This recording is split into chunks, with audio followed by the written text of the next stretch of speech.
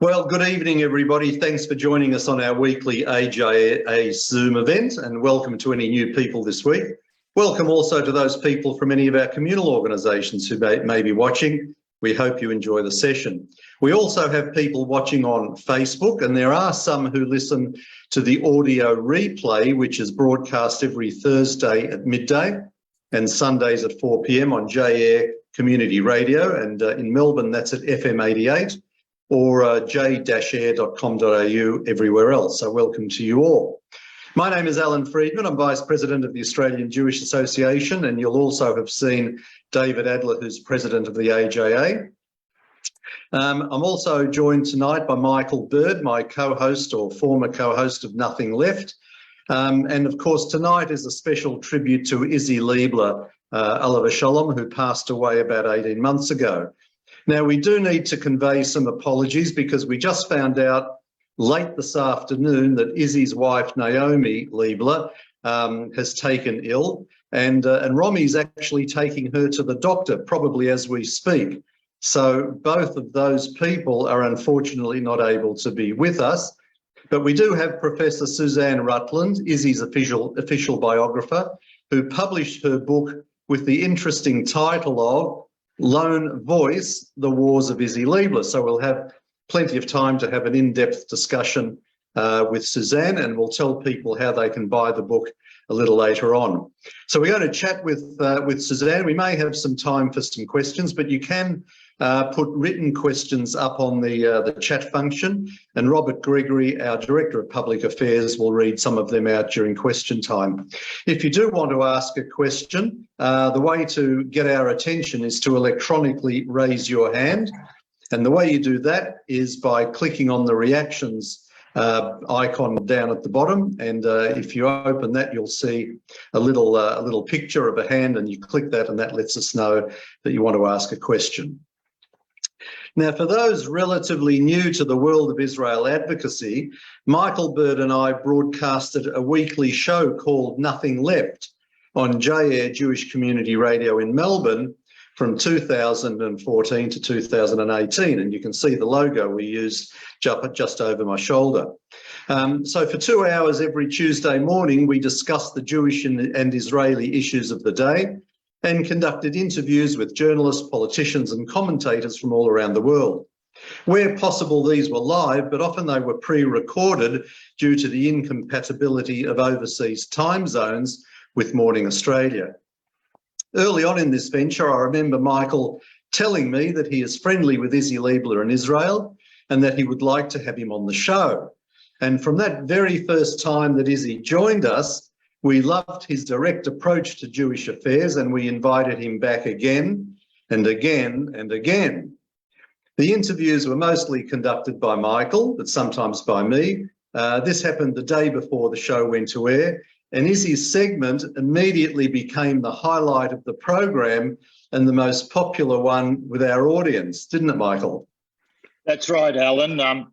Izzy had a no-nonsense way of saying exactly what needed to be said without worrying about who he might offend. The truth was the truth, and Izzy was not a person to hold back on anything.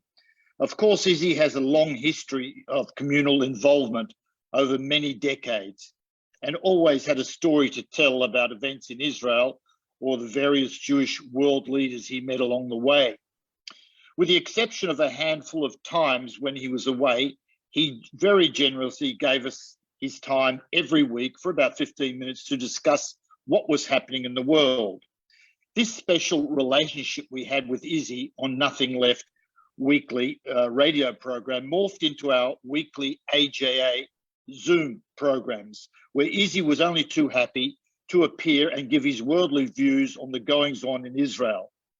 And as a founding member of AJA, on one of my trips to Israel at his beautiful apartment at lunch, Izzy complimented me on the job AJA were doing, and in his word, principled stance we took on defending Israeli and Jewish human rights.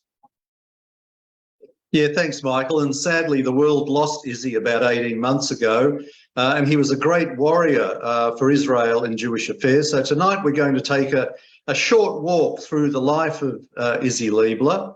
For those that have just joined us, I'll repeat again that we have apologies from Naomi, his wife, who has taken ill. And Romy, his son, is taking her off to the doctor, and they're doing tests and things. So we've got Professor Suzanne Rutland with us, who now has the stage all to herself. Susan, thank you very much for your time.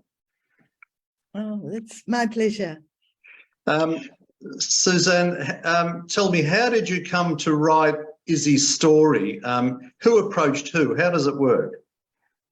Oh, he definitely approached me, but that was not immediate by any matter of means. It's really interesting, first, is how I got access to Isi's archive, because it was working in Isi's archive that eventually led him to be keeping nagging me, when are you going to do my biography? So how did I get the key to go into that archive, which is phenomenal, and where I've been working now for, I'd say, 22 years and still have tons to do. Indeed, I'm working on a history of the Executive Council of Australian Jewry, and I found a set of 60 volumes that I hadn't looked at until now. So the key was that I found access to his ASIO file in terms of his work for Soviet Jewry in the 1960s. And that's a long story in itself, so perhaps people do need to read the book, but I'm happy to speak more about it because it could take me half an hour to explain the whole story. But simply put, Isi was contacting members of the Communist Party whose phones were being tapped for the campaign for Soviet Jewry. And therefore, every time he rang one of them, his own file was created. So they weren't tapping his phone. But I managed to get access after 9 months back and forth with the National Archives. No, the files do exist. Yes, they must exist. Eventually, they found them for me with over 800 pages of telephone transcripts and virtually everything else that they could publicly find to trace Isi's life. And Isi was thrilled. And was Isi aware that his phone was being tapped while at the time this was all happening?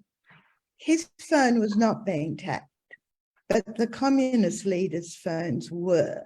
And two people he worked with very closely was Bernie Taft, a Jewish communist from Melbourne, and Rex Mortimer, who was not Jewish. And Rex ended up being the key player in the story. But their phones were being tapped. And at one point, the thing that really got me into the archive was there was a telephone conversation between Judah Watton and Bernie Taft. Now, Judah Watton, who was also a Jewish communist novelist, and Isi hated each other with a passion. We've already heard that Isi was very passionate. And so I found this correspondence, this telephone transcript, where Judah Watton and Bernie Taft were just bad-mouthing Isi in every way possible. And my son at the time was president of the World Union of Jewish Students here in Jerusalem. And I showed it to him in December 1999. And I said, should I show Isi this? And Benji said, definitely. Well, Isi loved it. He absolutely. That was the key. So just to sorry, Michael, just to backtrack a moment. Isi's biography was obviously a huge project.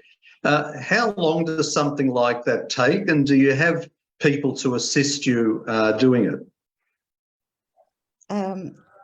Enjoy the music if you can hear it. I don't know if you can. That's the bell for the school Horev, Bet Sefer Horev, next to me. So you get a bit of that, Israel. Can you hear me, or should I try closing the window? No, I only just caught the faintest suggestion of a little bit of music in the background, but it's all fine. Good. Sorry, can we? How long does a project like this take, and what sort of help do you have along the way? Isi's biography was really based on years and years of research, as the footnotes show.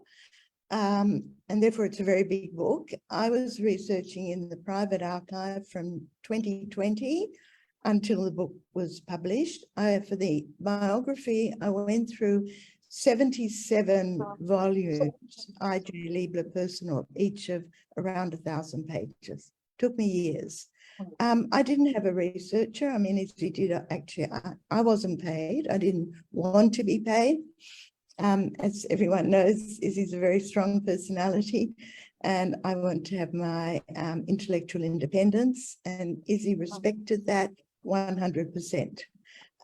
He did offer a researcher. I didn't want it because a researcher, you've really got to do the documents yourself, in my view.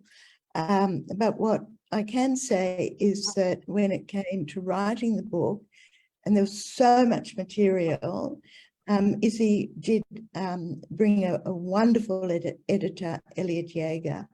And so many people, even though it's a long book, have told me how readable they've found it. And that's really thanks to Elliot. Suzanne, Isi's personal library is quite famous. Can you tell us a bit about it? Why is it so well known?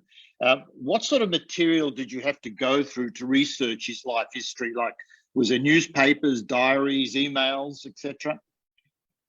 Right. Well, first you've got to differentiate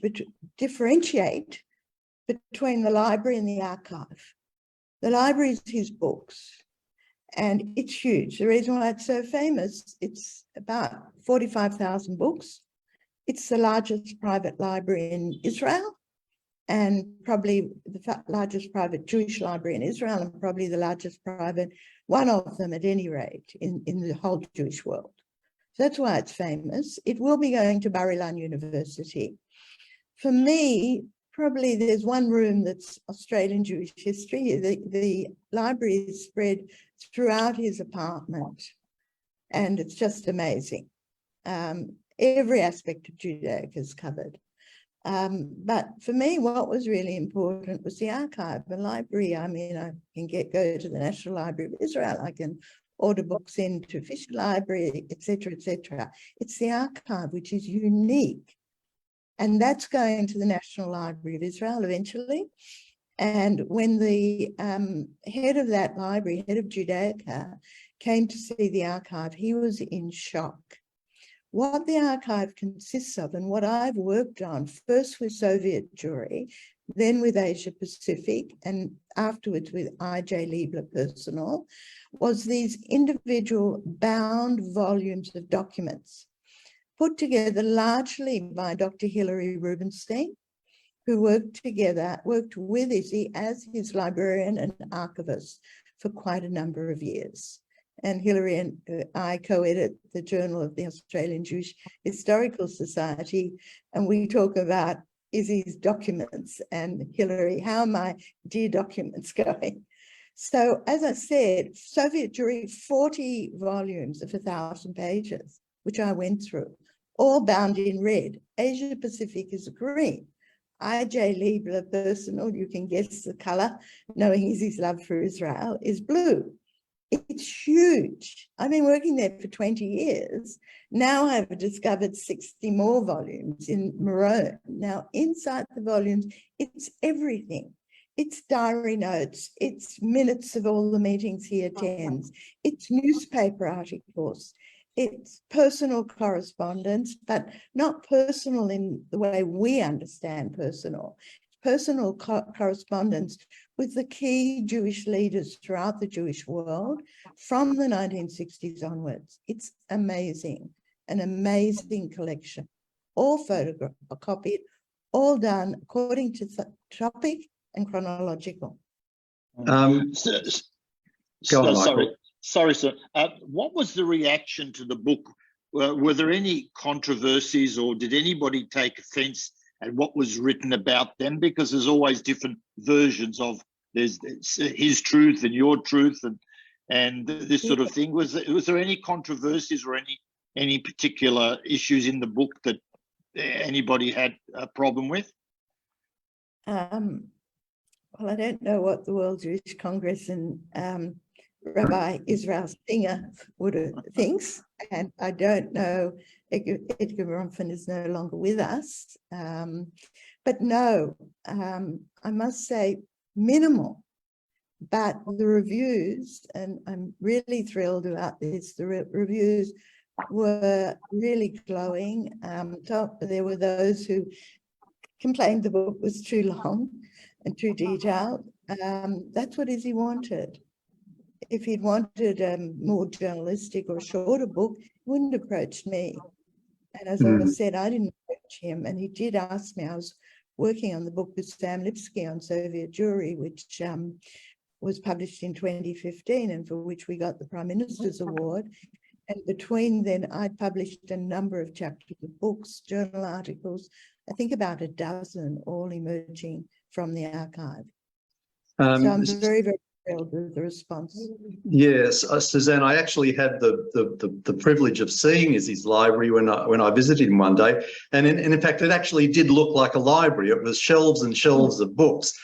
But was Isi's aim to just collect every book that he could find on Israel or Judaica, or was he selective in terms of the themes that of the books that he bought? I think his aim was to collect every book he possibly could. I mean, it really covers the whole gamut. I mean, I was, and still am, a beneficiary that when I needed a book, and not at first, but the more as he saw the way I work and that I'm very thorough in terms of my research, and particularly after he started asking me to do his biography, I used to joke that I had a private librarian because all of his books are on the computer. His PA could always tell me, and Judith Lander was a wonderful help with everything. Judith would always tell me, oh yes, Isi has that book, but she couldn't tell me where it was exactly. And then I'd ask Isi, and the next day it was sitting on the table where I researched. Was there a cataloguing system like a library would have? Not directly, because it was really Isi who put every book away himself. He knew where every book was. Has v'chalila, that I should take a book out and not return it to its right spot because I would have been in trouble. It was amazing. He really, until the last couple of years, he may not have read in detail every book, but he knew every book. He knew where it was, he knew where to find it, and he knew approximately, had read it. Every second that he had spare, he was reading. So, Suzanne, in 2004, Isi had a big fight, you touched on this, with the World Jewish Congress, where he confronted its leadership over some financial irregularities. That must have been a very stressful experience. How do you remember this time when it was happening? Listen, there are two benchmarks I could say to his life. When he showed the ability to stand up for what you said, I think, Michael, you said the truth was the truth. Yes. Now, whatever Isi was a tough character, everyone knows that, fought with many people. But Isi always stood for what he believed in. And the two times that benchmark his life in the huge battles was his battle with Qantas, which took place in 1968-69. I tell you, when I read the Jet Set volumes that were separate to his I.J. Leibler personal, I knew the end of the story and I was nervous. Is Qantas going to destroy Isi? They set out to destroy him. And he then battled with IATA, the International Association of Travelers Agencies. It's amazing how he withstood for almost 2 years this onslaught with everyone telling him give up Isi. It was like a dog to the bone. And in the end, he won. So just remind us the story of that, Suzanne. Just tell us what was going on at the time with IATA. It's an amazing, the whole jet set story is amazing. I mean, it just, how Isi did it and built. He came into the travel business because of Bonner Wiener. Bonner Wiener was a survivor from the Łódź ghetto. He was very much a Bundist, strong Bundist, and Buddhism before the war had been anti-Zionist, totally secular, older than Isi. But at meetings of the Jewish Board of Deputies in the 50s into the 60s, a lot of people like Bonner would give their speeches in Yiddish, and they needed someone to translate, and Isi was the translator. Bonner had a little travel business agency, one man with a secretary out in what we call the sticks of Melbourne. And he was in financial trouble, and he asked Isi to help him.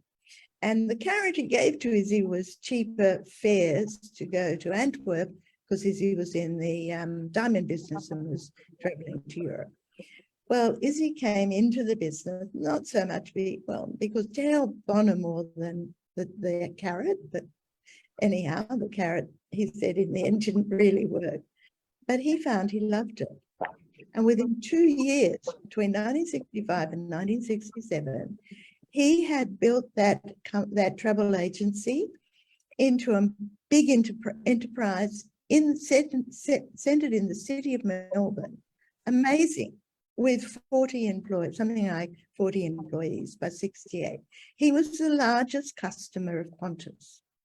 But really? He was a pushy Jewish boy who sometimes, as we know, was not always so gentlemanly and polite with his language. And Qantas hated him, even though he was such a good customer. It's really, from a business point of view. Was it over any particular any particular incident? Sorry? They just didn't like Isi, and they wanted to cut him down to size, and they fabricated 2 stories. That one was from this Greek gambler guy, and claiming that Isi had taken some cut, which was all of, at the time, like £10. It was some piddling lot of money, and was built a total story of lies.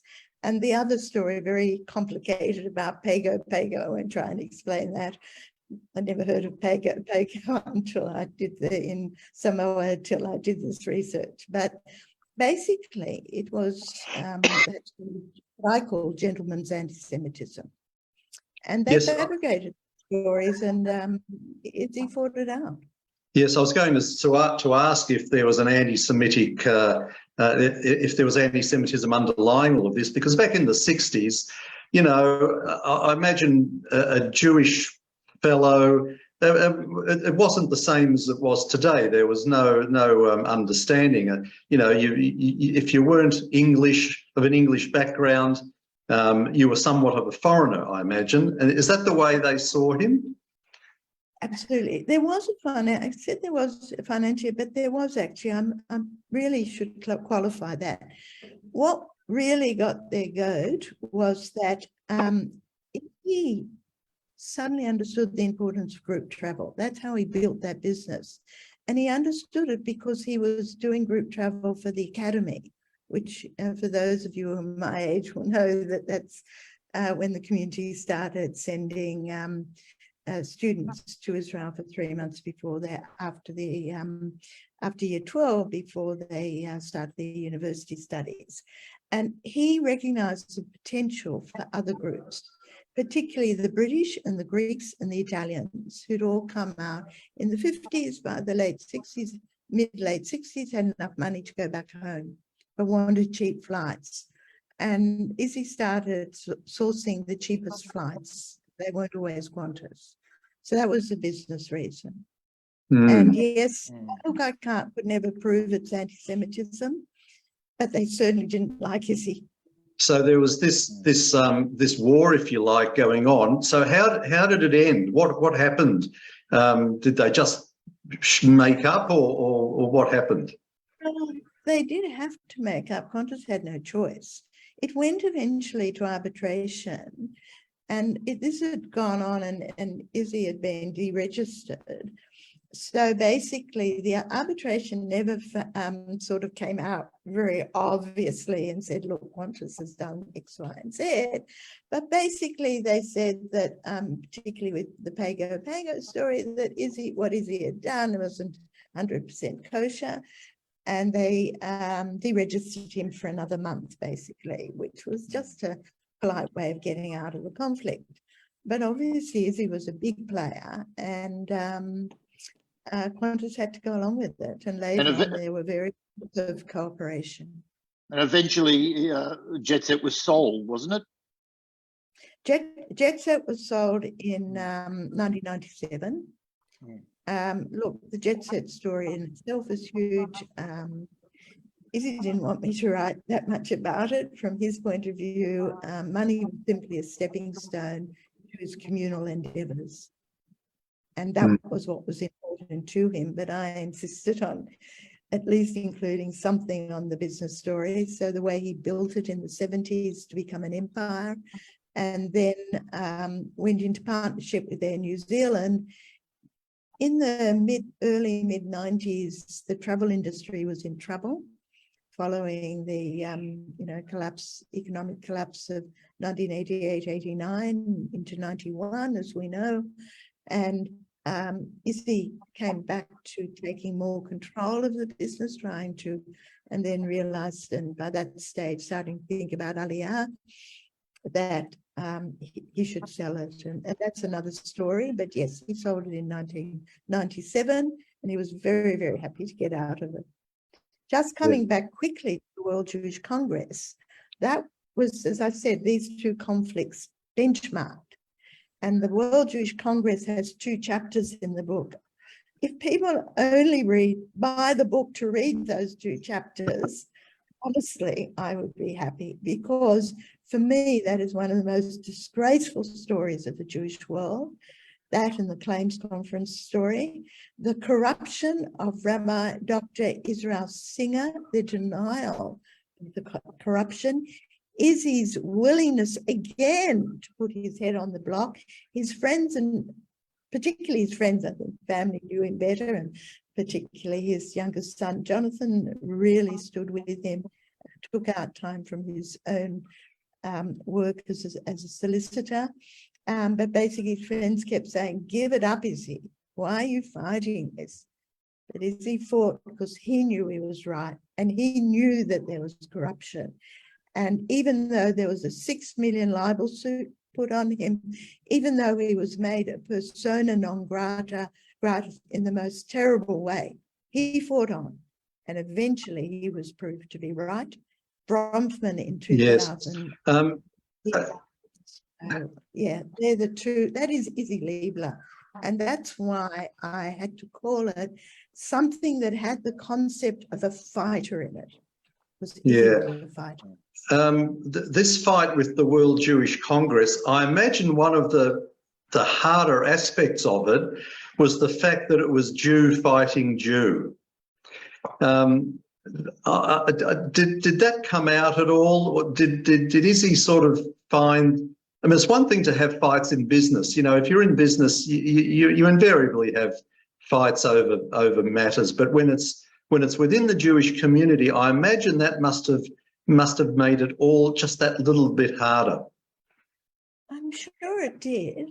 But on the other hand, and look, I researched in Isi's library for over an archive, and part of that time I was in their home all the time researching. Isi was a man of integrity.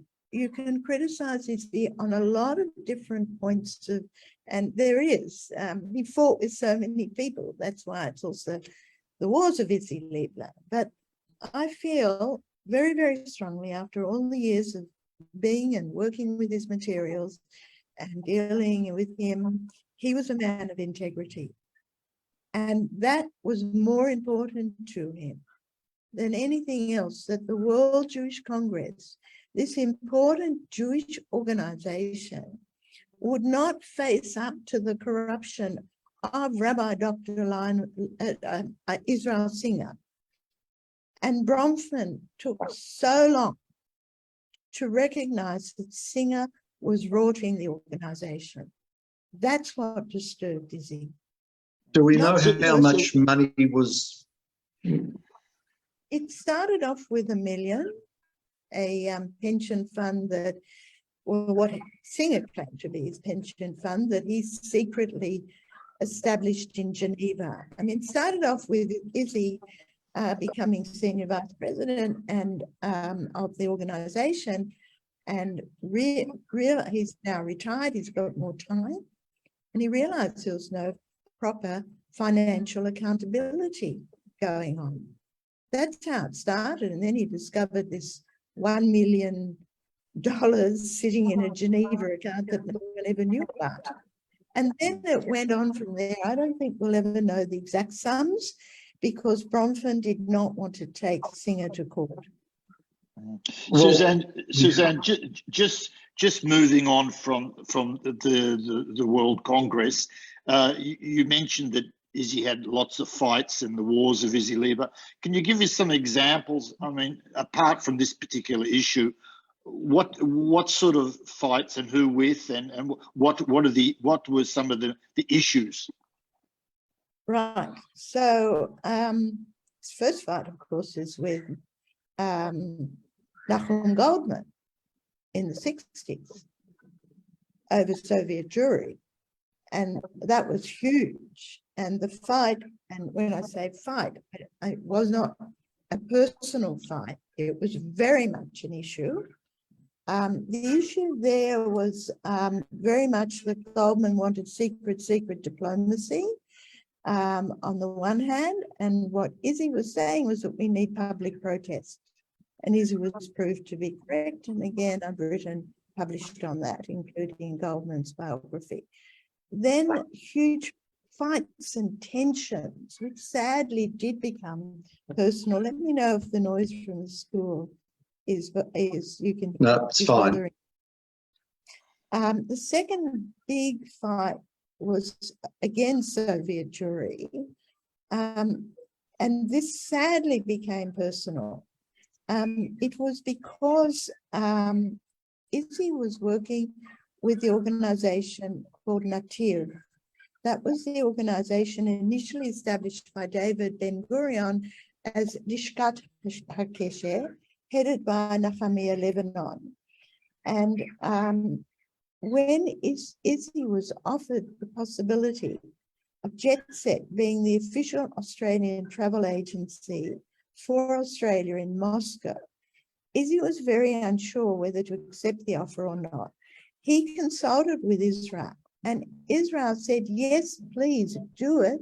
This will give you access to higher echelons in the Soviet regime than any of us, any person from Israel. Well, Israel had no access because after the Six-Day War, the Israeli embassy in Moscow was closed. So Israel had the door shut entirely. But even with diaspora leaders, they wouldn't have had the access at that high level. And so Isi took on that challenge to then be attacked by members of the Melbourne Jewish community, claiming that money was more important to Isi, the money he would make from being a travel agency, than the ideology. And of course, this was terribly hurtful to Isi and Naomi, both of them, when they came back from their first visit to Moscow. And sadly, that led to a huge break, was one of the factors at any rate, that led to a huge break between Isi and the person who'd been his friend, his mentor when they were young, Arnold Bloch. So that was the second battle. The next battle was... Just before you go, just before you do that, Suzanne, sorry, just before you do that, I just want to take our little promotional break. If you're listening on JAIR, this is the Australian Jewish Association Zoom event, which we have every Wednesday night. Tonight's a bit special as we're paying tribute to the life of Isi Leibler, who passed away about 18 months ago. And we're chatting with his official biographer, Professor Suzanne Rutland. Now, the original plan was to have Isi's wife, Naomi, and his son, Romy, with us also, but late this afternoon, Melbourne time, Naomi was unwell, and Romy has actually taken her off to the doctor. So they apologise sincerely to the audience. But we're having a very interesting chat with Suzanne. And just before we continue with the story of Soviet Jewry, I'll ask David to tell us what's coming up next week. Unmute. Okay, thank you very much, Alan. Just before doing that, I'll take a 30-second liberty because Susan spoke about a fight with Qantas. Well, not on the same scale, but AJA has also had a fight with Qantas, which we won, and it concerned the hotel booking platform that Qantas was using, where it had terminology like occupied Palestinian territories and Palestinian state as part of the nomenclature. And here's a statement from Qantas directly to us, giving a commitment which they fulfilled, which was to amend the terminology that Qantas used on their booking platform. So what's coming up next week? Well, as we always do, we ask people tonight that at the end of the event, if you're not yet doing something to tangibly support AJA, please go to the website jewishassociation.org.au, where you can apply for membership, you can make a donation, you can join the email list. Don't forget to like and follow the AJA Facebook page, which is now by far the largest Jewish platform in Australia, and it gives you the daily updates on news and views. Next week, we're going to be tackling the issue of dealing with the anti-Israel media, and our guest will be Gil Hoffman. He's formerly chief political correspondent with the Jerusalem Post, and he's now working with Honest Reporting, also friends of ours, and clearly a big issue, the anti-Israel media. Thanks, David. Michael?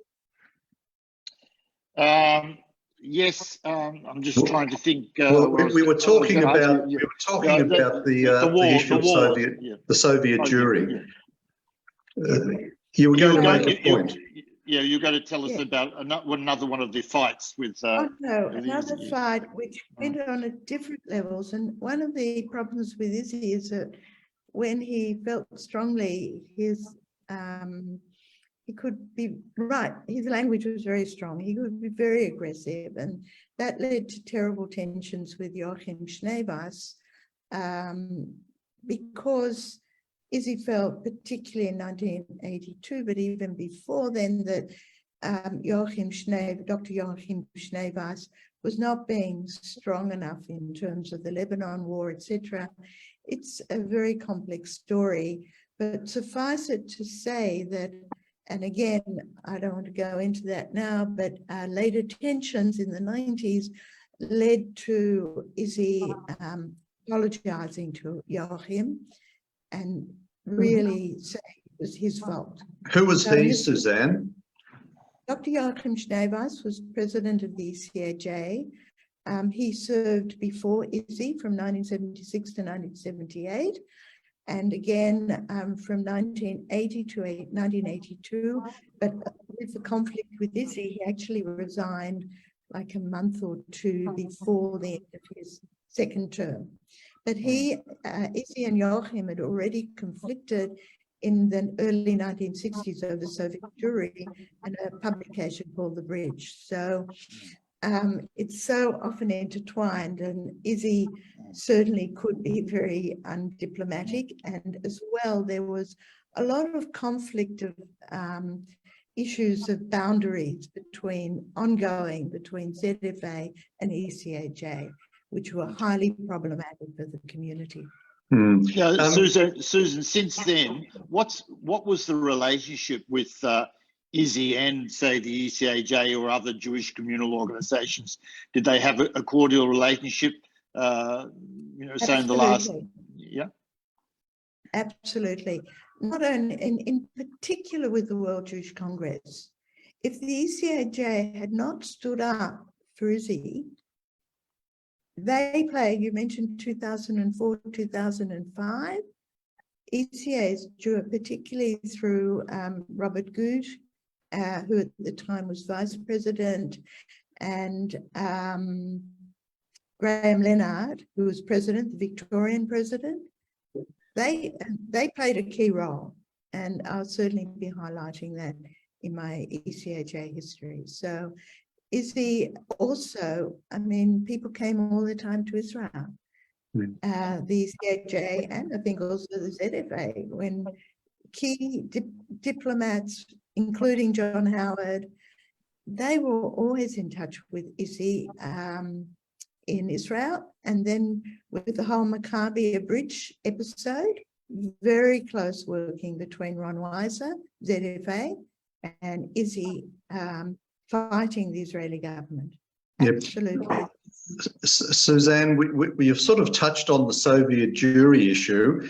I mean, Isi had a very significant role to play in that. How did that start, and how do you assess his role in what eventually happened? Okay, well, it started with this meeting, this amazing character, Shaul Avigor. Again, Israelis of the older generation, let's say, everyone knows who Shaul Avigor was. He was really very central to the precursor of, it was called the Mossad, the illegal Aliyah Bet, illegal immigration into Israel before the 1948 war and the creation of Israel. So he then, Ben-Gurion called on him to form this organization called Lishkat HaKesher, and Avigor approached Isi to become the Australian arm, in this already in 1958, 59, the Australian arm of the campaign for Soviet Jewry. And as I mentioned, it was really Avigor and then Nahamiah Lebanon, who takes over, who asked Isi to see if he can find a member of the Communist Party to admit to anti-Semitism in the Soviet Union. Because there was no point Jewish leaders saying it, because they'd say, oh, you're just anti-communist. That's where Rex Mortimer becomes such an important player. Australia led the campaign in 1962, first country to bring up Soviet Jewry in the UN. That was Isi Leibler, huge clash with late Sid Einfeld, by the way, already with ECAJ issues, Sydney and Melbourne. There was ECAJ, ZFA, Sydney, Melbourne. We know the stories. Then the second thing was in 1964-5, the first person to publish on it. This is before the Americans becoming active. Then we have Moscow and the Olympic Games. Then we have his key role against the dropouts. And then finally, he is the first person, think about it, the first person to open a cultural Jewish center in Moscow in February 1989. And how did the rest of the world handle all of this? I mean, the Americans, did they think that, here was a man from some, upstart country trying to muscle in? I mean, did they accept his contribution? Goldman certainly saw him as a young upstart. He worked very closely with Emmanuel Litvinov and in the UK, Moshe Dekter in the US. Remember, in the 60s, Soviet Jewry was not necessarily at the top of the American agenda. Later, he became extremely close with Morris Abram, the American Jewish leader who was key in the development of Soviet Jewry. And Isi was more like a consultant to Morris Abram, because Abram didn't come from a strong Jewish background. So no, There was tensions with the Americans over the dropout phenomenon, but that's a whole different story. Were there tensions because the Americans wanted to lead the process? It wasn't a territorial dispute. No, it was ideological, purely ideological. The Americans wanted freedom of choice, that the refuseniks and other Soviet Jews, once they left the Soviet Union and arrived in Vienna, they should be able to choose between Israel or one of the countries of another country of the free world. They were called dropouts, the Noshrim. Isi was strongly, and Israel, both of them, strongly opposed to that, because the only way they got out of the Soviet Union was with a visa to Israel. That it was an ideological conflict. Right. Susan, I'm just curious to know, there's so many Russians moved even up till now to Israel. What did they have to prove their identity, their Jewishness? What was the system in Russia then and even now? Because there's always a lot of talk about, oh, well, not all the Russians are really Jewish, this sort of thing. So what sort of evidence, if any, did the Israeli government require for them to accept them as immigrants? Well, it was a Sochnut, and the Jewish agencies we know up till today, that's a central organization, and they took a much broader definition of Jewishness than the definition used from a halakhic viewpoint, and that's why there's conflict. So if you had a maternal or paternal grandparent who was Jewish, if you knew some Yiddish, etc., etc. We've got a couple of people with their hands up, so I don't want to miss them. So we've got Leon, Rod and Inna. Leon, you were first. Please unmute yourself and ask your question. Oh, good evening, Suzanne. Is it true that in their latter years, Isi became disillusioned with Bob Hawke? Can you tell us something about their relations? Oh, definitely, definitely. Hawke in the 70s is a different story to Hawke in the 80s. Isi and Hawke were extremely close while Hawke was head of the ACTU, and particularly they went also into a business agreement with Jet Set. Hawke spent many hours, and everything is noted. I talked about these volumes of 1,000 pages. He had a phenomenal memory, and after every meeting would write up meeting notes, exactly what was discussed. They discussed Hawke moving into politics, Hawke becoming prime minister, everything. The on-Soviet Jewry worked hand in hand. What happened afterwards, and Isi writes about it, when Hawke becomes prime minister, he looks at the political reality and realizes that Hawke is going to change his tune on Israel. And that led to a lot of tensions, which were really exacerbated when Isi brought out the refuseniks in, I think it was in 1987, 15 May, 15 refuseniks who had finally been allowed out of the Soviet Union, and Isi brings them out, huge event in Melbourne with Edgar Bronfman and Rabbi Singer coming out, and Bronfman being given the humanitarian award by Bob Hawke, and Bob Hawke compares the situation of the refuseniks to the Palestinians. No. And they had a huge break. And how did they finish up? I mean, in later years, did they actually end up not speaking, or? They sort of rebuilt the bridges a bit while he was prime minister, but it was never the same. And I think once Bob retired, there was almost nothing. Rod, we'll take your question, so please unmute yourself and ask your question. Okay, thanks. I just read Michael Goenda's book on Marklein, which I thoroughly recommend to anybody, very well researched and very well written. And he talks about the ebbs and flows in the relationship between the Leibler brothers. Could you just tell us a little about that, please? Well, I think Michael Goenda does explain it very clearly in the biography.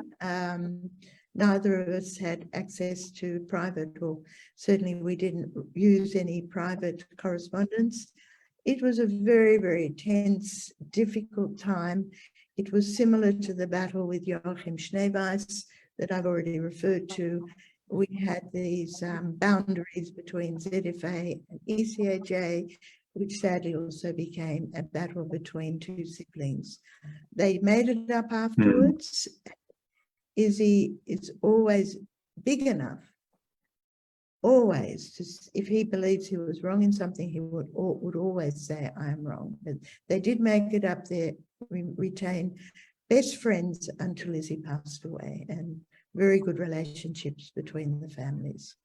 Yes, Ina, your turn. Please unmute yourself and ask your question. Yes, good evening. It's not a question. I just wanted to explain, if you are interested, how Russian or former Soviet Jews were eligible to immigrate from the former Soviet Union. And before I start, I would like to express my gratitude and thank you for having this presentation today. I didn't know the magnitude and the vision of Isi Leibler. I knew he was a leader and I admired him, but to such an extent what he did to the Russian-speaking Jews, I am one of them. So to leave the former Soviet Union, and the majority left in the late 1980s, early 1990s to Israel. There was more than 1 million people, and the requirement was to have only one parent, a grandparent. If your grandfather on your father's side was Jewish, it was enough. And obviously many people, like when you live in a corrupt country, you use corrupt practices. Many people bought documents showing that they're Jewish, which is an irony, because before that, the Jews wanted to bribe authorities and ask them to put their nationality, which is ethnicity, in the internal passport or ID document, that they are Russians or Ukrainians, but not Jewish, because of discrimination. Then in 1991, thanks to the efforts of the Australian Jewish community, there was a special category visa called minorities of the former USSR, subclass 212. It was so it was open for the Russian Jews who have relatives in Australia. And since 1991 to 1997, it lasts. And Okay. yeah. Okay, thanks, Ina. I just want to get to another couple of questions, if you don't mind. Hugh, we'll take your question, so please unmute yourself. Yes, I had the privilege of meeting Isi Leibler in his apartment in Jerusalem. I think it was in 2016, when we were in the process of getting Whose Land off the ground. And I found him very helpful and very friendly. The question I've got is, how did Isi Leibler feel about evangelical Christians like myself who were supporting Israel? From the early times, from the 60s, Isi was very involved in Jewish-Christian relations. And I think that he always saw that that was a very important way of countering anti-Semitism. Yeah, I think we found that too, didn't we, Michael? Yeah, absolutely. Yeah. Okay, Jeff, your turn. Please unmute yourself. Shalom. I've noticed from experience that young people tend to be besotted with socialism and the green issues, and then old ones tend to be a little bit senile, and complicated matters become too difficult for them. And in between, in the case of Isi Leibler, they remain good friends of the Jews. What do you think of that? Can you just say, I didn't hear the last bit. And in about between, they remain good friends of the Jews, being rather infantile in their youth and senile towards the last few years. In between, in the case of Hawke, he remained a good friend of the Jews overall. However, with certain codicils. Bob Hawke remained good friends with Yes. the Jews. Is that Yes. Was Bob Hawke, I mean, was he always, would history judge him as being overall a good friend to the Jewish community?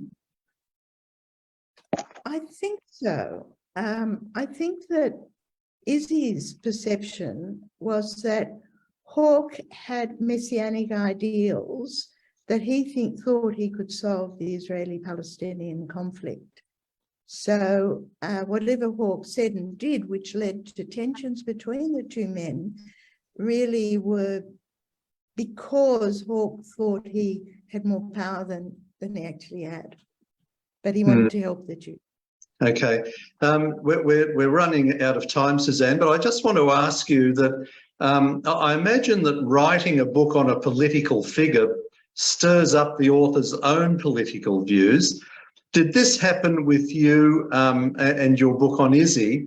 And if so, how does an author deal with this if you find that your views may or may not be aligning with those of your subject?